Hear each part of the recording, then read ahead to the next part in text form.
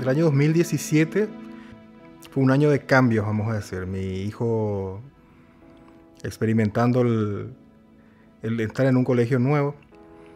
Y la directora del colegio se percató de que mi hijo tenía un pequeño problema de visión. Entonces ella se comunicó conmigo para que veamos.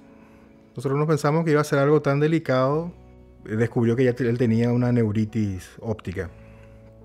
Todo esto desencadenó una serie de estudios que tuvo que realizarse él, porque le habían indicado, o sea, nos habían indicado a nosotros de que eso era uno de los síntomas de la esclerosis múltiple.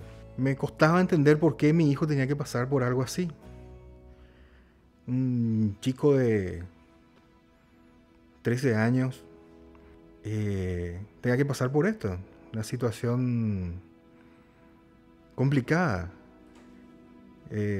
No es mortal, pero es algo que te pone en situaciones muy difíciles. No podés desarrollar una vida normal.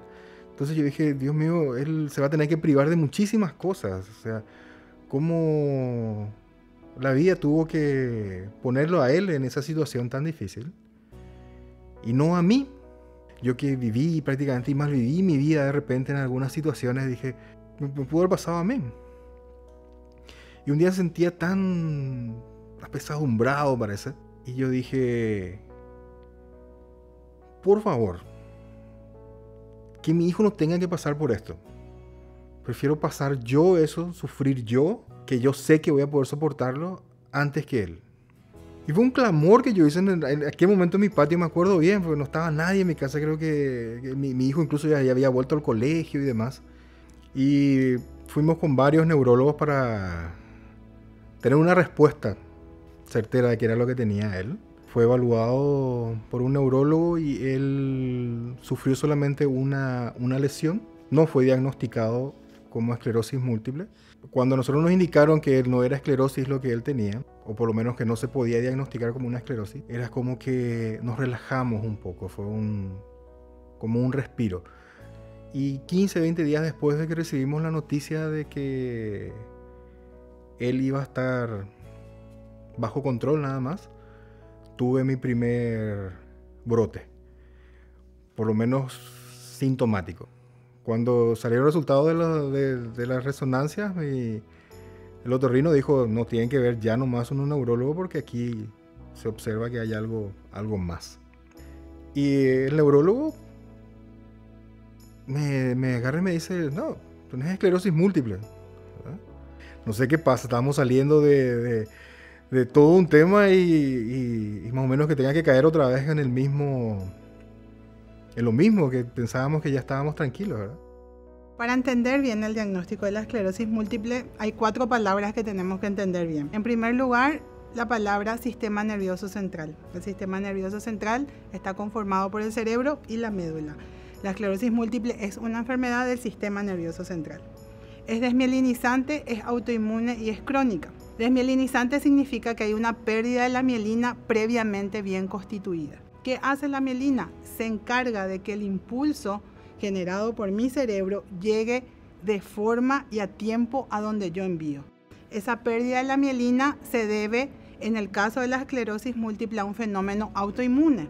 ¿Qué quiere decir eso? Que en nuestro cuerpo existen células que nos defienden de diferentes agentes extraños.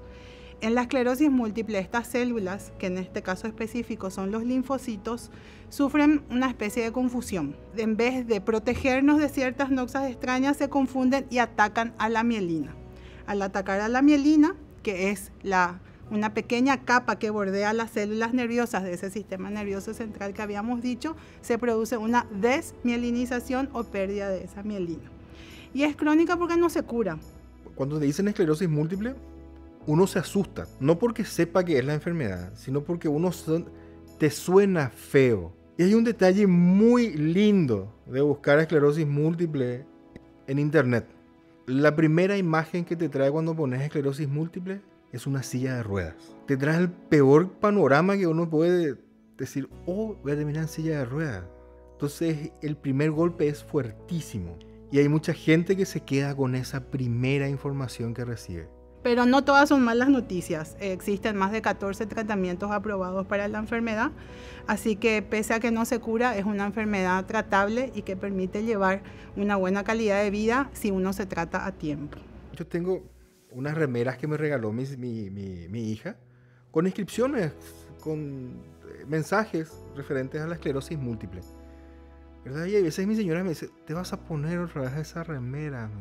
¿Verdad? Y yo le digo, yo creo que la gente sepa. Si la gente no sabe qué es la esclerosis múltiple, va a seguir habiendo pacientes que después de haber pasado por muchos brotes, años teniendo la enfermedad y ser tratados por cualquier otra enfermedad que no sea esclerosis múltiple, terminan con secuelas porque no supieron identificar o porque no tenían conocimiento de la enfermedad. Edgar tiene una historia muy particular que es... empieza con el hijo, todo lo que implica la movida que tuvo la enfermedad de su hijo, que ahora está aparte, no es esclerosis múltiple, quedó como una neuritis óptica aislada, esperemos que no llegue a nada más. Y todo lo que después, apenas se calma esa situación del hijo, vuelve a empezar él con sus trastornos del equilibrio y todo eso. Y yo me quedé con la boca abierta. Y le escuchaba y cada vez era más compleja su historia. Parecía una película cuando te contaba. Te preguntan a mí, ¿cómo el tema de esclerosis múltiple? Y para mí es fantástico, porque no hay un solo día que sea igual. Todos los días son distintos. Hay un día que estoy espectacularmente bien, hay días que amanezco súper lúcido, hay otros días que levantarme de la cama e ir al baño es un desafío único. Hay días que tengo un cansancio terrible, que lo único que quiero hacer es dormir. Cada día es un desafío. La forma en la que uno asume una enfermedad crónica. Como él me dijo una vez, yo decidí asumir esto así. Bien, positivo, cierto, me tocó una enfermedad que no se cura, pero tiene tratamiento, me dijo, ¿verdad? Con una onda y con una garra total. Lo segundo, el apoyo familiar. Aparte de serlo una familia muy unida, evidentemente se unieron aún más y van a todos lados juntos. Yo les digo el clan Griot, van de aquí para allá todos juntos. Hubo cambios también en la parte de la actividad física, mejorar la alimentación, cosas que antes no hacíamos, de repente salir a caminar o andar en bicicleta, y se está volviendo una rutina, que es lo importante. Y todo eso justamente para no rendirnos ante la enfermedad, ¿verdad? Cuando uno está triste o está con mucha ansiedad o con cuadros de depresión, libera muchísimas sustancias en el cuerpo que hacen que uno se sienta mal de por sí, y no siempre es la esclerosis múltiple. Buscar hobbies, ¿verdad? Buscar hacer algo distinto tal vez a lo que hacíamos. No tenemos que esperar a tener esclerosis múltiple para tirarnos en el piso con nuestros hijos o salir a correr o ir a andar en bicicleta, ¿verdad? Podemos hacer antes, y más aún cuando tenemos este tipo de patologías. Yo tengo un deseo de hace como 2 años más o menos, que siempre dije, yo quiero subir al Tres Candú. Todavía estoy bien. Mis piernas todavía responden. Este año yo voy a estar allá arriba. Yo voy este año a cumplir eso. Cada día es distinto. Yo no sé qué va a pasar mañana. De hecho, ese pensamiento deberemos tener nosotros sin necesidad que tengamos esclerosis múltiple. No esperar a que nos dé algo como la esclerosis para decidirnos a subir a nuestro Tres Candú o a ir a caminar o a hacer nuestra maratón o leernos nuestro libro. Nosotros contamos alrededor de 180 pacientes tratados con esclerosis múltiple y alrededor de 20 pacientes con neuromielitis óptica.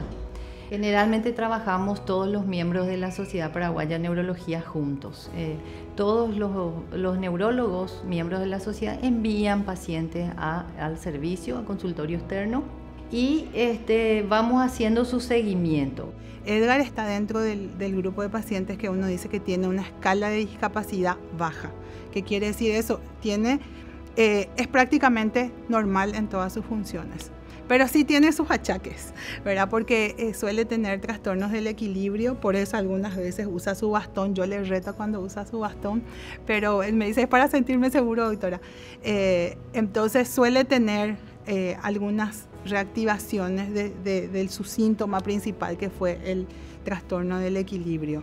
Pero él está bien, no tiene muchas lesiones en resonancia, es súper estricto en su tratamiento, que es muy importante la adherencia que tiene el tratamiento, de realmente vos cumplir como se debe tu tratamiento, no saltearte dosis y todo eso. Y en cuanto a eso, es un paciente muy disciplinado y vamos muy bien. Es algo que trata de quebrarte, algo que quiere que vos te quedes ahí tirado y no te entregues al dolor y al sufrimiento, y eso es algo que no tenés que hacer. Cuesta muchísimo cuando te duelen las piernas, cuesta muchísimo cuando el cansancio no te da más, pero hay que dar todo para seguir, porque no podés agarrar y rendirte y quedarte ahí tirado. Uno tiene que aceptar lo que uno tiene para poder darle la mejor onda para seguir adelante.